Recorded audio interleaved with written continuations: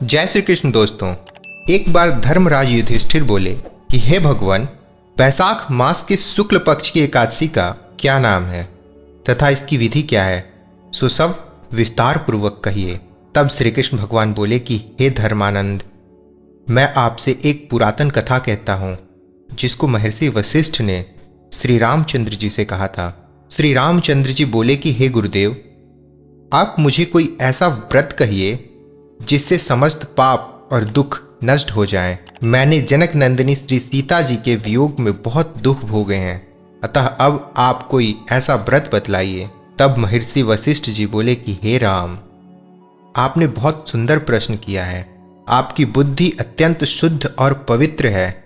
आपके नाम के स्मरण मात्र से ही मनुष्य पवित्र हो जाता है, इसलिए आपको यह प्रश्न लोक हित में अवश्य आएगा।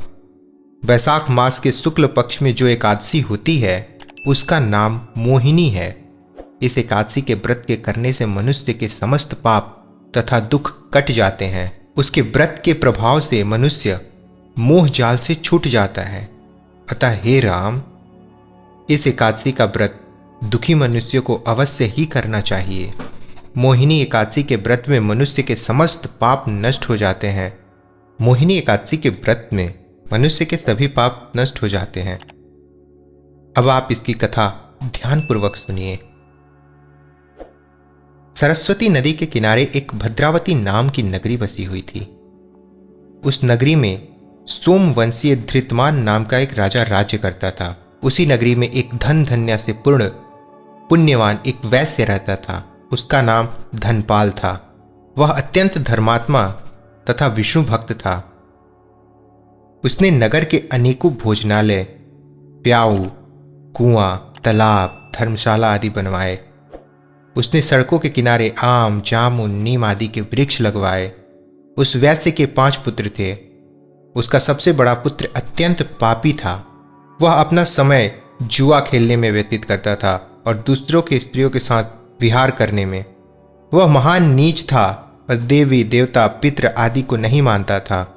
वह अपने पिता के धन को बुरे व्यसनों में खर्च किया करता था। वह मदपान, मांस आदि का भक्षण किया करता था। इस पर उसके पिता, भाइयों तथा कुटुंबियों ने उसे घर से निकाल दिया और उसकी निंदा करने लगे। घर से निकलने के बाद वह अपने आभूषणों तथा वस्त्रों को बेच कर रहने लगा। धन नष्ट हो जाने पर वैश्याओं तथा गुंडों ने उसे भी छोड़ दिया। अब वह भूख और प्यास से दुखी रहने लगा। अब उसने चोरी करने का विचार किया और रात्रि में चोरी करने लगा। एक दिन वह पकड़ा गया, परंतु सिपाहियों ने वैश्य का पुत्र जानकर उसे छोड़ दिया। वह दूसरी बार फिर पकड़ा गया और राजा ने उसे कारागार में बंद कर दिया।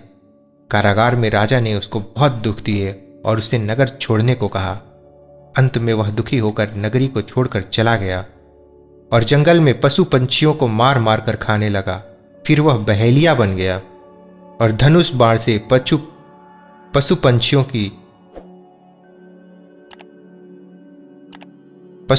का शिकार करने लगा।